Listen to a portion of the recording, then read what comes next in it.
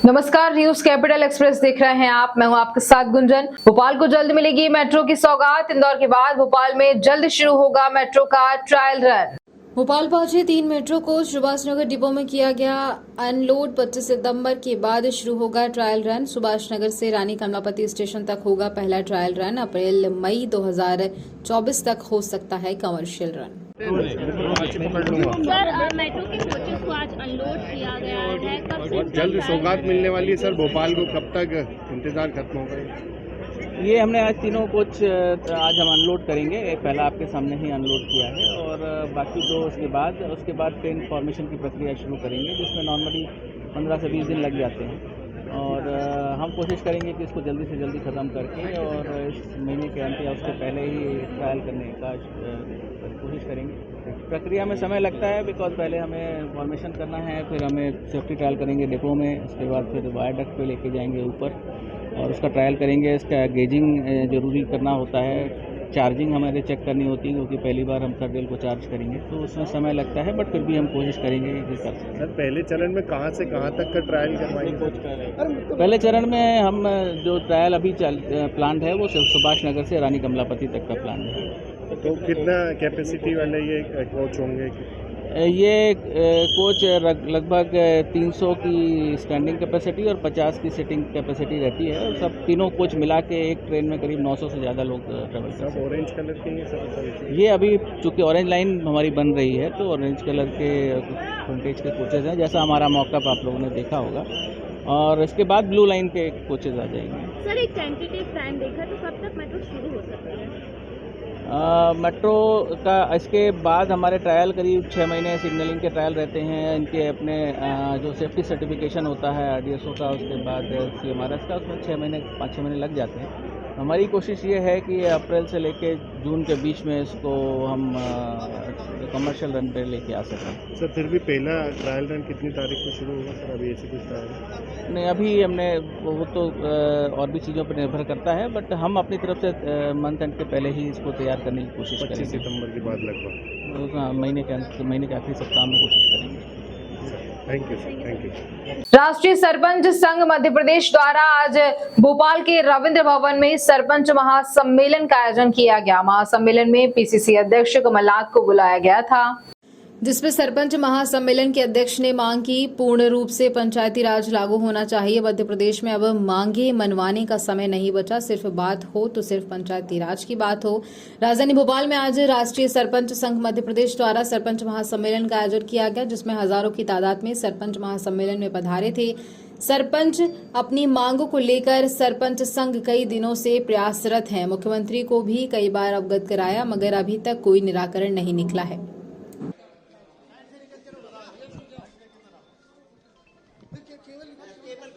हमारे मुख्य अतिथि महोदय उसको ध्वस्त कर दिया गया है। मेरे सरपंच साथी यहाँ बाहर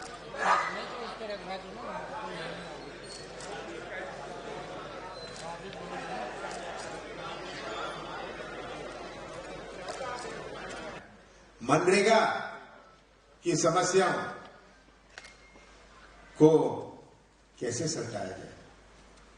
बहुत सारी ऐसी चीजें हैं जो आज ये भोपाल में मंत्रालय में नहीं हो सकती, जिला कार्यालय में नहीं हो सकती, ये तो केवल गांव में हो सकती है। और मैं ये उम्मीद रखता हूं कि आप सब सच्चाई का साथ देंगे, मध्य प्रदेश का भविष्य सुरक्षित रखेंगे। ये आपका पहला लक्ष्य है। याद रखिएगा कि आज जो हुआ है 18 साल में, ये आप सबके सामने, हम भी कह रहे हैं बहुत कुछ, पर हमने तो अपने 11.5 महीने में आपको एक सैंपल दिखाया है, नहीं, अधिकार तो दिए थे। मैं कह रहा हूं, हम तो शुरुआत कर रहे थे, सबसे पहले तो व्यवस्था में परिवर्तन, ये बहुत बड़ी आवश्यकता है। कितना लोग परेशान होते हैं, जिस प्रकार की कागज की कार्रवाई, इधर फलाना कागज लाओ, ये कागज लाओ, वो करो, ये करो।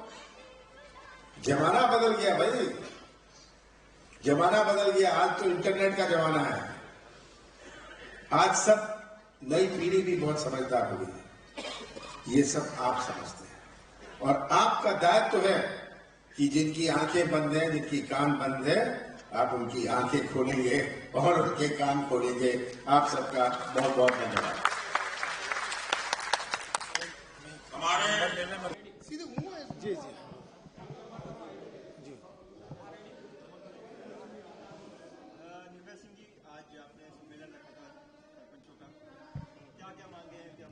देखिए साहब, मांगों का तो समय अब रहा नहीं।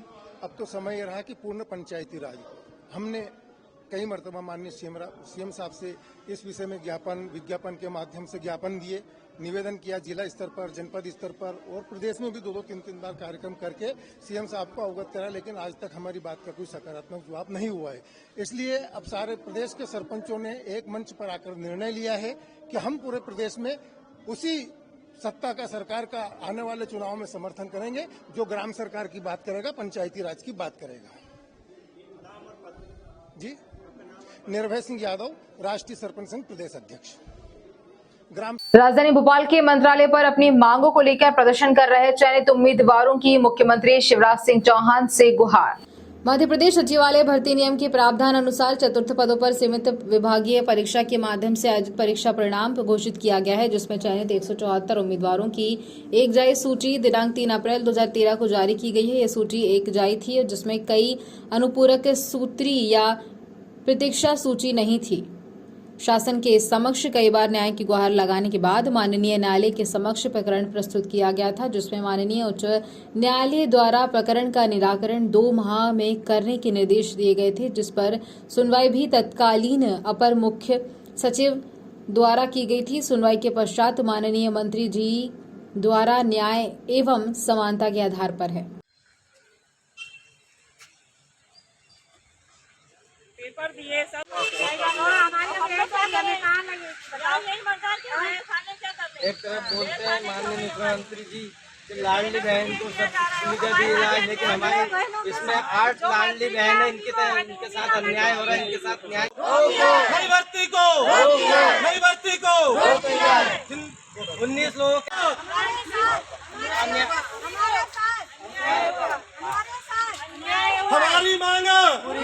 हमारी मांग कोर्ट का न्यायालय का आदेश निवेदन है कि आप सारी बहनों का वो कर रहे हैं कि हमारा भी उद्धार करें। इसमें भी 8 महिलाएं हैं, हम भी 19 लोगों में 8 महिलाएं। नाम बताइए मैडम। मेरा नाम संतोष भाई चौहान है। मैं माननीय श्री कैलाश विजयवर्गीय जी के पास जो काम करती थी, हमने 2012 में पेपर दिए, जिसका आज तक हमारा कुछ निराकरण नहीं हुआ। हम निवेदन यही करेंगे माननीय मुख्यमंत्री जी से कि हमारे 19 लोग का नियमित किया जाए और नई भर्ती पहले नहीं हो। 19 लोग की फाइल पूरी तैयार रखिए। तो फिर लाडली बहनों के साथ अन्याय क्यों कर रहे हैं आप? मध्य प्रदेश की सारी लाडली बहना उनका उद्धार कर रहे हैं, 1-1 1200 रुपये दे रहे हैं। तो फिर हमारा भी कुछ किए ना। हमको तो ना पैसा मिल रहा है ना कुछ मिल रहा है, हम तो घर पे बैठे हुए हैं। हमें तो नौकरी चाहिए हमारी। अभी आप किसी से मिले हो क्या? नहीं, हम अभी हम दिए सब साहब उनसे मिल लिए, सब इकबाल सिंह बेस सर से भी मिल लिए। उन्होंने हमको बोला तुम्हारा नहीं होगा। वजह पता नहीं, अब क्या फाइल है हमको नहीं कुछ पता। हमारा सब क्लियर है, 82% आए। अब आप क्या चाह रहे हैं? हमको बस नियमितीकरण चाहिए। 19 लोग का हमको तुरंत ही निराकरण चाहिए, हमारे आदेश चाहिए बस। नहीं तो मैं बहुत परेशान हो चुकी हूँ। मैं तो जहर ही खाऊंगी क्योंकि मैं बहुत कलप चुकी हूँ। मुख्यमंत्री जी से, आप हमारे भाई साहब हैं, मुख्यमंत्री जी आपने बहुत हमारे साथ अच्छा किया है, सारी महिलाओं के साथ, पर हमारे साथ अन्याय हो रहा है। आप 19 लोग की फाइल तुरंत हमारी की जाए बस। कैबिनेट के लिए तैयार है और तुरंत आप चाहो तो एक साइन में भाई साहब हो आप हमारे, तो आप हमारा कल्याण कर सकते हो। हम 8 महिलाएं परेशान हो रही हैं। जेडी मंत्री जी ने मेरा नाम राजेश मालवी है। मैं माननीय मुख्यमंत्री जी से निवेदन करना चाहता हूँ कि हमारी 19 लोगों की पूरी फाइल तैयार है और माननीय जेडी मंत्री जी ने भी उस फाइल को कैबिनेट में लाने के लिए लिख दिया है, लेकिन यहाँ के कुछ अधिकारी वो कैबिनेट में रखना ही नहीं चाह रहे हैं। हम बार निवेदन करते हैं, लेकिन आज तक वो विचाराधीन है और आज तक वो कैबिनेट में फाइल नहीं रखाई है, जबकि पूरी पॉजिटिव फाइल है हमारी कैबिनेट में 19 लोगों की रखाने के लिए। और मंत्री जी ने लिखा भी है 19 लोगों का। जनजातीय नायक राजा शंकर शाह एवं कुंवर रघुनाथ शाह के बलिदान दिवस कार्यक्रम में मुख्यमंत्री शिवराज सिंह चौहान की बड़ी घोषणा। जबलपुर में मदन महल स्थित जमीन पर 100 करोड़ की लागत से रानी दुर्गावती का स्मारक बनाया जाएगा और 5 अक्टूबर को रानी दुर्गावती जी की 500वीं जयंती के अवसर पर भूमि पूजन किया जाएगा। पैसा एक्ट मध्य प्रदेश की धरती पर लागू किया जा चुका है।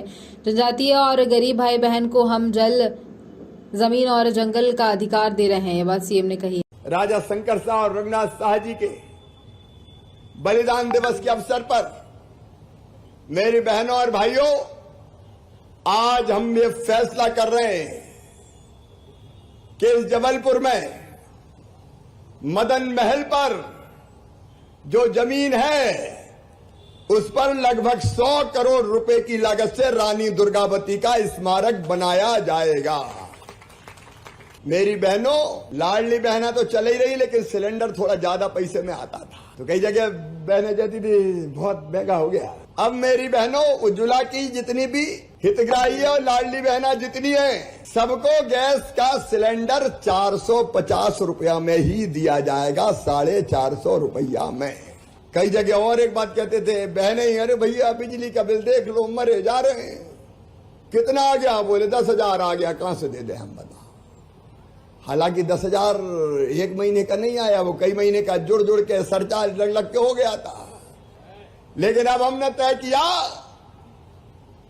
कि गरीब जो 1 किलोवाट तक की बिजली जलाता है, उसके बड़े बिल अगर आए हैं तो वो बड़े बिल अब वो नहीं भरवाएंगे, मामा भरवाएगा, उनका पिछला बिल 0 हो जाएगा। आपको याद होगा 2 साल पहले इसी बलिदान दिवस के अवसर पर मैंने 14 घोषणाएं की थी। मुझे आज कहते हो खुशी है, उनको मैं आज विस्तार से नहीं बता रहा, कि गरीब और आदिवासी भाई बहन की जिंदगी बदलने के लिए हमने वो 14 की 14 घोषणाएं पूरी कर दी हैं। आज के दिन ही अंग्रेजों ने तोपों के मुंह पर बांधकर उनको उड़ाया था। और क्यों उड़ाया था?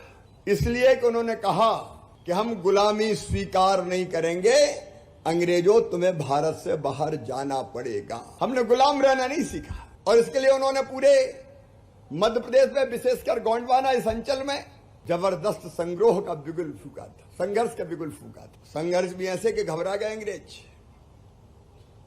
उनको लगा कि अगर ये जिंदा रह गए तो अंग्रेज खदेड़ दिए जाएंगे, भारत की धरती पर पांव टिक नहीं पाएंगे। और इसलिए क्रांति को कुचलने की कोशिश की, दबाने की कोशिश की। और उसी कड़ी में हमारे राजा साहब और कुंवर साहब को जिंदा तोपों के मुंह से बांध के उड़ाया गया था। मैं आज उनके चरणों में प्रणाम कर, जबलपुर की इस वीर भूमि को प्रणाम करता हूं, गोंडवाना की धरती को प्रणाम करता हूं। अंग्रेजों ने हमारे देश को, हमारी संस्कृति को तोड़ने में कोई कसर नहीं छोड़ी। उन्हें पूरी पढ़ाई शिक्षा अंग्रेजी में कर दी। अब अंग्रेजी तो हमारे बच्चे जानते नहीं, मातृभाषा हमारी अंग्रेजी है नहीं। अंग्रेज चले गए, लेकिन कांग्रेस ने अंग्रेजी लाद दी थी। और ये अंग्रेजी लादना एक षड्यंत्र था, ये समझ लेना। ये षड्यंत्र था कांग्रेस का कि गरीब, अन्नू भाई भी यहाँ बैठे, अगर वहां पर थे तो मैं इनका नाम नहीं लिया, नहीं चाहिए। ये कांग्रेस का षड्यंत्र था। अंग्रेजी लाद दो तो गरीब आदिवासी के बेटा बेटी आगे ही नहीं आएंगे। पढ़ाई अंग्रेजी में करो। मेरे बहनों और भाइयों, एक बड़ा फैसला हमने किया है कि मेडिकल की और इंजीनियरिंग की पढ़ाई भी अब मध्य प्रदेश में हिंदी में की जाएगी, हिंदी में। आप सभी आदिवासी भाइयों का डीएनए कांग्रेस का डीएनए है और आज कितने दुख की बात है कि आदिवासी भाइयों को अपने हक के लिए सड़कों पर उतरकर लड़ना पड़ रहा है, जबकि सबसे पहले प्रदेश पर हक आदिवासियों का है। और उक्त बातें मध्य प्रदेश कांग्रेस के प्रदेश अध्यक्ष और पूर्व मुख्यमंत्री कमलनाथ ने अपने संबोधन में कही। राजधानी के मानस भवन में मध्य प्रदेश आदिवासी कांग्रेस द्वारा आयोजित अमर शहीद आदिवासी जननायक राजा शंकर शाह जी, कुंवर रघुनाथ शाह जी के बलिदान दिवस कार्यक्रम को संबोधित कर रहे थे। संबोधन की शुरुआत में भगवान बिरसा मुंडा जी को प्रणाम करते हुए कमलनाथ जी ने कहा कि राजा शंकर शाह का बलिदान हमारे लिए प्रेरणादायक है।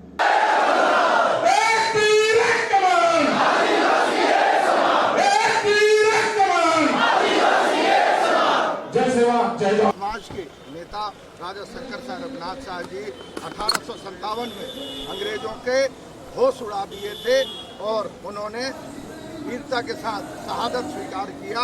अंग्रेजों को देश से भगाने के लिए हर तरह के उनके हर एक उनके जो आंदोलन और उनके जो वीरता है वो स्मरणीय है। आप लोग का जन आक्रोश का जो थीम सॉन्ग निकला है, बीजेपी के तमाम नेता ये कह रहे हैं कि पाकिस्तान की पीटीआई का वो सॉन्ग है और ये कॉपी किया गया है, पाकिस्तान परस्ती बता रहे हैं आप लोग। देखिए, भारतीय जनता पार्टी के लोग सिर्फ गुमराह करते हैं।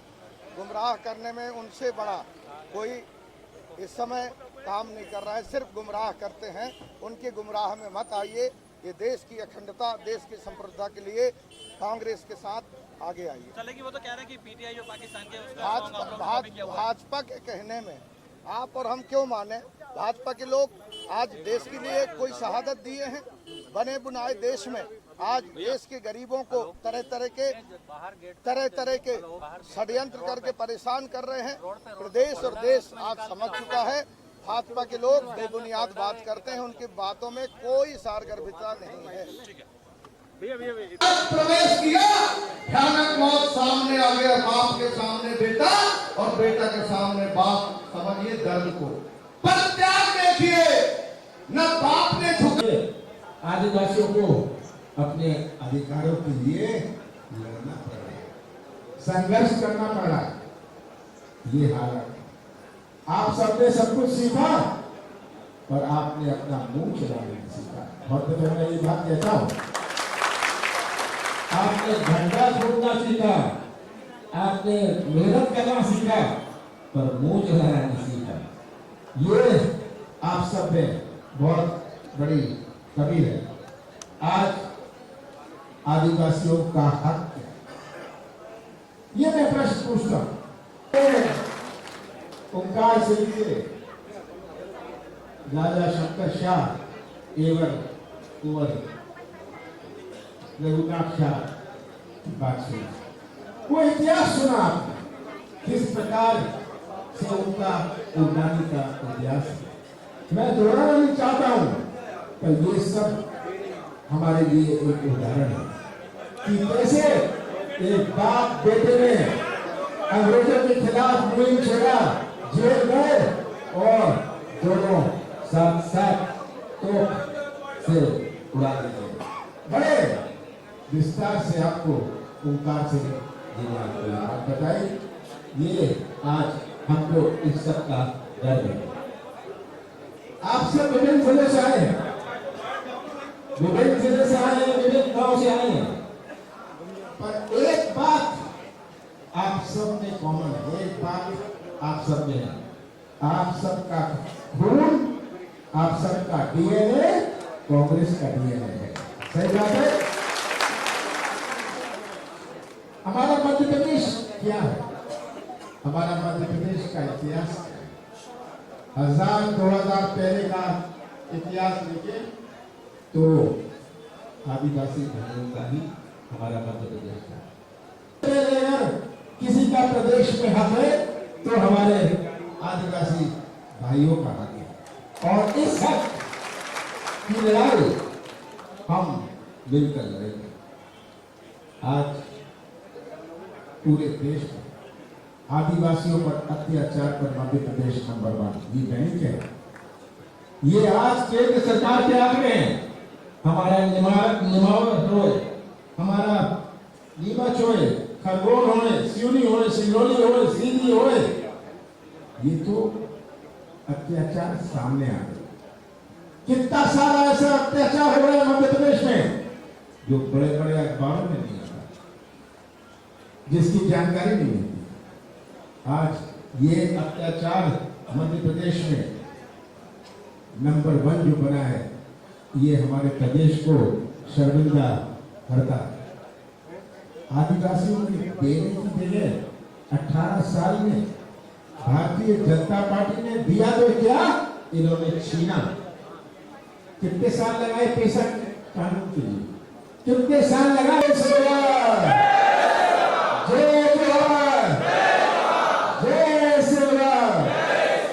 सबसे पहले मेरे साथ नारा लगाइए, राजा शंकर जा की, कुंवर रघुनाथ शाह की, भारत माता की, आदिवासी आदिवासी भाइयों की।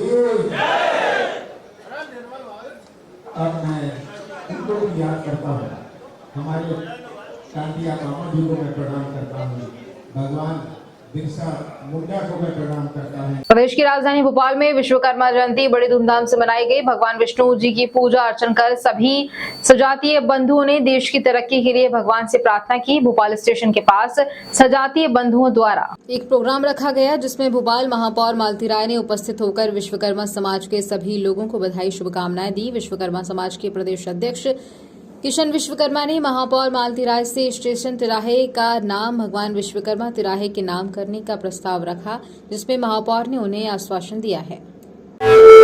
दिख रही है, सभी को मैं विश्वकर्मा समाज के भगवान सृष्टि के रचयिता भगवान विश्वकर्मा की जयंती के उपलक्ष्य में आप सभी को बहुत बहुत शुभकामनाएं देते हैं। और जिस तरह से आपने मांग की है, इस मांग का एक प्रोसीजर है, वो प्रोसीजर पूरा करने के बाद हम प्रयास करेंगे कि आपकी मांग को हम पूरा कर सकें। आप सभी को मैं बहुत बहुत शुभकामनाएं। महाआरती होने जा रही है, महाआरती होने जा रही है। दिख रही है, सभी को मैं विश्वकर्मा समाज के भगवान सृष्टि के रचयिता भगवान विश्वकर्मा की जयंती के उपलक्ष्य में आप सभी को बहुत बहुत शुभकामनाएं देते हैं। और जिस तरह से आपने मांग की है, इस मांग का एक प्रोसीजर है, वो प्रोसीजर पूरा करने के बाद हम प्रयास करेंगे कि आपकी मांग को हम पूरा कर सकें। आप सभी को मैं बहुत बहुत शुभकामनाएं देती हूँ।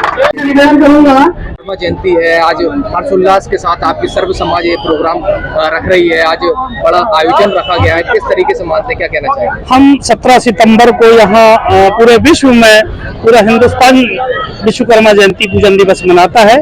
और मैं विश्वकर्मा समाज का प्रदेश अध्यक्ष होने के नाते समस्त देशवासियों को विश्वकर्मा जयंती की हार्दिक बधाई देता हूँ। और ये हम इस तिराहे को 2018 से विश्वकर्मा तिराहा, यहाँ बोर्ड भी लगे हैं जगह जगह, आपने देखे हैं, तो इस तिराहे का नामकरण हमने विश्वकर्मा तिराहा करने की मांग सरकार से पहले भी की है और प्रोसीजर में है। लगभग हमें अगले साल तक पूरे दस्तावेज प्राप्त हो जाएंगे और विश्वकर्मा तिराहा के नाम से ये लगभग 5 या 10 साल से पूर्व से ही विश्वकर्मा तिराहा के नाम से। महापौर भी आपके इस मंच पर आए, सर्व समाज को बधाइयाँ दी, क्या आश्वासन दे के गई हैं? देखिए, अभी महापौर जी आई थी, पिछले वर्ष भी आई थी और उन्होंने कहा है, माननीय विधायक विश्वास सारंग जी के नेतृत्व में ये कार्यक्रम हुआ और उन्हीं के मार्गदर्शन में हम लोग यहाँ विश्वकर्मा तिराहे पर कार्यक्रम करते हैं। प्रदेशवासियों को, सर्व समाज के, विश्वकर्मा समाज के लोगों को क्या संदेश देना चाहेंगे? हम यही संदेश देना चाहेंगे कि एकता और अखंडता बनाए रखें और एकता में ही सबकी जीत है और सब एक होकर रखें। हमारा भारत देश हमेशा स्वस्थ रहे, इसी मंगल कामनाओं के साथ में। क्या नाम है आपका? मैं विश्वकर्मा विकास परिषद का प्रदेश अध्यक्ष। रचयिता विश्वकर्मा भगवान विश्वकर्मा के चरणों में नमन करती हूँ। और आज विश्वकर्मा जयंती पूरे भोपाल में हर्षोल्लास के साथ मनाई जा रही है। कई कार्यक्रमों में मैं होकर भी आई हूँ और मैं सभी विश्वकर्मा समाज के स्वजाति बंधुओं को, बहनों को मैंने शुभकामनाएं दी हैं। और जिस तरह से सृष्टि के रचने वाले भगवान विश्वकर्मा थे, इसी प्रकार आज 17 सितंबर को जो जन्मदिन है वो हमारे भारत के यशस्वी प्रधानमंत्री नरेंद्र मोदी जी का जन्मदिन है, जिन्होंने भारत को यशस्वी बनाने का, पूरे तरह से सफल भारत बनाया है और भारत को उस ऊंचाई पर पहुंचाया है जो पहले लोग भारत को एक पिछड़ा हुआ देश कहते थे। और चंद्रयान की सफलता पाकर चंद्रयान के साथ में अन्य जो देश है वो आज हमारे देश के प्रधानमंत्री, यशस्वी प्रधानमंत्री जी के नेतृत्व में अपने देश का संचालन करने की गति कर रहे हैं। मैं ऐसे प्रधानमंत्री नरेंद्र मोदी जी को भी भोपाल की जनता की ओर से महापौर होने के नाते बहुत बहुत शुभकामनाएं देती हूं। स्वजाति बंधु द्वारा भी, स्वजाति बंधु विश्वकर्मा समाज भी उसी में सम्मिलित है। कहा गया है कि तिराहा करना है इस नाम। और निश्चित ही उसका जो प्रोसीजर है उस प्रोसीजर को पूरा किया जाएगा। क्रांति कुशवाहा समाज मध्य प्रदेश के प्रदेश अध्यक्ष योगेश मान सिंह कुशवाहा की अध्यक्षता में आज कुशवाहा महासंगम कार्यक्रम की सफलता। और एक वोट 100 नोट अभियान के तहत विधानसभा में 50 सीटों को लेकर चर्चा की। योगेश मान सिंह कुशवाहा ने बताया कि महासंगम में हमने जिसकी जितनी संख्या भारी उसकी उतनी हिस्सेदारी के आधार पर कुशवाहा समाज को भाजपा एवं कांग्रेस पार्टी से 25-25 विधानसभा टिकट एवं पिछड़ा वर्ग के लिए 125 टिकटों की मांग की है। लेकिन एक हफ्ते बाद भी दोनों राजनीतिक पार्टियों ने अभी तक संपर्क नहीं किया, हमारी मांगे नहीं मानी और उसी को देखते हुए प्रांतीय कुशवाहा समाज मध्य प्रदेश ने निर्णय लिया है कि 50 सीटों पर चुनाव लड़ा जाएगा और एक वोट 100 का नोट की तर्ज पर समाज से जो पैसा इकट्ठा हुआ है उस पैसे से चुनाव लड़ाया जाएगा।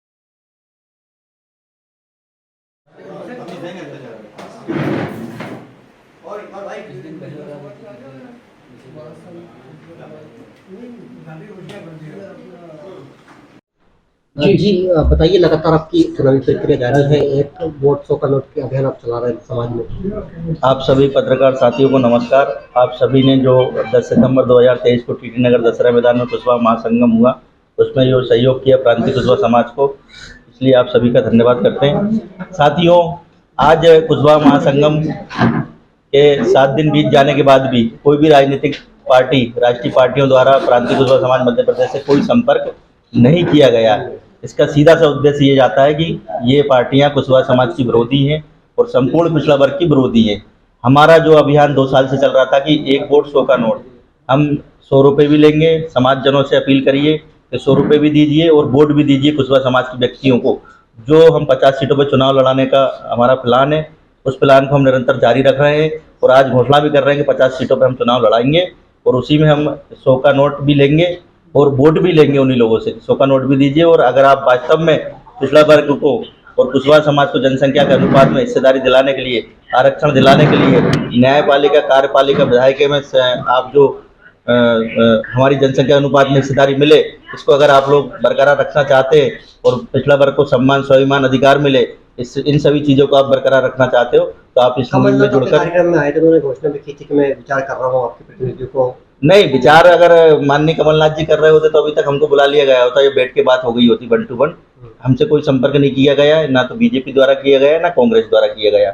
इसलिए हमको निर्णय लेना पड़ रहा है कि हम संपूर्ण मध्य प्रदेश में 50 सीटों पर चुनाव लड़ रहे हैं। सीटें यहाँ पर हम पूरा भोपाल से यहाँ भी हमारे पास हमने बायोडाटा मंगाना शुरू कर दिए हैं। 20-25 बायोडाटा आ भी गए। जो प्रत्याशी मजबूत रहेगा, जिसकी क्षेत्र में पकड़ होगी और जो वास्तव में सर्व समाज कल्याण का कार्य करेगा, ऐसे व्यक्ति को हम कैंडिडेट है वो कांग्रेस से भी चुनाव लड़ रहा है, कांग्रेस से विधायक भी, सिटिंग एमएलए भी हैं, तो फिर क्या वो चुनाव लड़ेंगे या फिर आपकी पार्टी की तरफ से लड़ेंगे? देखिए, वो सिटिंग एमएलए हैं तो वो जनसंख्या के अनुपात में थोड़ी हिस्सेदारी मिली है भाई। आज जो कुशवाहा समाज की हिस्सेदारी है, संपूर्ण पिछड़ा वर्ग की जो हिस्सेदारी है, वो कहाँ मिल रही पूरे प्रदेश में? आज भी हमें तो वही 6 टिकट 5 टिकट में संतुष्ट कर दिया जा रहा है ना, तो हम किसी का हक नहीं छीन रहे, लेकिन हमें भी हमारा जो हक है वो पूरा संपूर्ण मिलना चाहिए। ठीक, आपका कहना है कि प्रदेश में हम वोट भी लेंगे, 100 का नोट भी लेंगे, तो उस राशि का आप क्या करेंगे? उस राशि का हम चुनाव में पूरा जो हमारे कैंडिडेट लड़ेंगे उन लोगों के लिए चुनाव प्रचार के लिए वो राशि पूरी उनको देंगे। तो वो तो मतदान वाले दिन आप 100 का नोट लेंगे, चुनाव लड़ने नहीं, मतदान वाले दिन क्यों लेंगे? अभी जब प्रत्याशी नॉमिनेट होगा, जिस दिन फार्म भराएगा, उस दिन से हमारा अभियान। बुलेटिन की शुरुआत करेंगे बड़ी खबर के साथ। रीवा, विदिशा, सिवनी और सीधी में काम करने वाले छोटे ठेकेदारों का पेमेंट लोक शिक्षण संचालय द्वारा नहीं किया जा रहा है और इतना ही नहीं, इनके द्वारा समय पर स्कूलों में रिनोवेशन का काम किया जा चुका है और ठेकेदार ने समय पर बिल भी लगा दिए हैं। पेमेंट नहीं होने के चलते सभी ठेकेदार स्कूल शिक्षा मंत्री इंदर सिंह परमार के निवास पर पहुंचे और उन्हें ज्ञापन सौंपकर जल्द से जल्द पेमेंट कराने की मांग की। ठेकेदारों का कहना है कि उनके करीब पिछले 8 माह से 1.5 करोड़ रुपए का पेमेंट विभाग में अटका हुआ है, लेकिन जिला शिक्षा अधिकारियों की मनमर्जी के चलते उनका पेमेंट रिसीव नहीं किया जा रहा। ठेकेदारों ने कहा कि अगर शीघ्र उनका पेमेंट नहीं होता है तो फिर वह भूख हड़ताल पर बैठेंगे और सरकार के खिलाफ मोर्चा खोलेंगे। जी, नाम बताइए। वीरेंद्र कुशवाहा, मैं रीवा से आया हुआ हूँ। जो हमने गवर्नमेंट स्कूलों का, हाई स्कूल, हायर सेकेंडरी का मेंटेनेंस का काम किए थे हम लोग, जिसका भुगतान हम लोगों का रुका हुआ है। मार्च में बजट लैप्स हो जाने के कारण भुगतान नहीं हुआ, जबकि हम लोग अपनी तरफ से बिल जनवरी और फरवरी में ही सबमिट कर दिए थे, जिसके कारण भुगतान नहीं हो पाया। जिला शिक्षा अधिकारियों की लापरवाही से हमारा भुगतान नहीं हो पाया। आज हम भुगतान न होने के बाद 5 महीने हो गए हैं, हम ये चौथी बार आए हैं भोपाल। बार बार आके चक्कर काट रहे हैं, जहाँ जा रहे हैं, जिस विभाग DPI जा रहे हैं तो बोलते हैं आप वहाँ चले जाइए, जिले में जाते हैं तो बोलते हैं भोपाल चले जाइए, फिर यहाँ आते हैं तो बोलते हैं मुख्यमंत्री जी के पास चले जाइए। हम कहाँ कहाँ जाएँ। आप अभी अंदर मंत्री के जी वगैरह से मिले, क्या आश्वासन मिला? उनका कहना ये है कि बजट हम लोगों के पास फंड अवेलेबल नहीं है, हम भी तो फाइनेंस डिपार्टमेंट से बात करेंगे। कितना बजट, कितना पैसा उलझा हुआ? पैसा हम लोगों का 1.5 करोड़ के आसपास है। क्या कुछ हम लोग 4 से 5 ठेकेदार हैं जो रीवा और सतना, सिवनी और विदिशा में। क्या क्या काम किया था? School, high school, higher secondary स्कूलों में मेंटेनेंस का नहीं, वाटर प्रूफिंग का, फर्श का काम किए थे हम लोगों ने, डेंटिंग पेंटिंग का काम किए थे, खिड़की दरवाजे की मरम्मत का काम किए थे हम लोगों ने वहाँ। अच्छा, अभी भी आपका बजट जो है रिलीज नहीं होता, पेमेंट नहीं होता, तो फिर क्या करेंगे आप? नहीं तो आगे अब हम लोग क्या करेंगे? हम लोग तो आज शुक्रवार से आए हुए हैं, 4 दिन हो गया है हम लोगों को आए हुए। अब जब तक हम लोगों का भुगतान नहीं होता तो हम लोग जाएंगे नहीं, हम लोग भोपाल में ही रुके हुए हैं। और माननीय मंत्री जी से मुलाकात हुई? माननीय मंत्री जी के यहाँ से हम 2 दिन से फ़ोन लगा रहे हैं, अपॉइंटमेंट ही नहीं मिल पा रहा हम लोगों को, वहाँ पे जा रहे हैं। तो क्या आगे की रणनीति क्या है? आगे की रणनीति यही है कि अब हम लोग कल से भूख हड़ताल में बैठेंगे मुख्यमंत्री निवास के सामने। इसकी जिम्मेदार कौन है? इसमें जिम्मेदार जिला शिक्षा अधिकारी हैं स्वयं। कुछ आपसे पैसे वैसे की भी मांग की जा रही है क्या? नहीं, अभी तो हमसे पैसे की मांग तो नहीं की गई है, बाकी जिले में जो भी शिष्टाचार होता है हमने किया भी है। ठीक।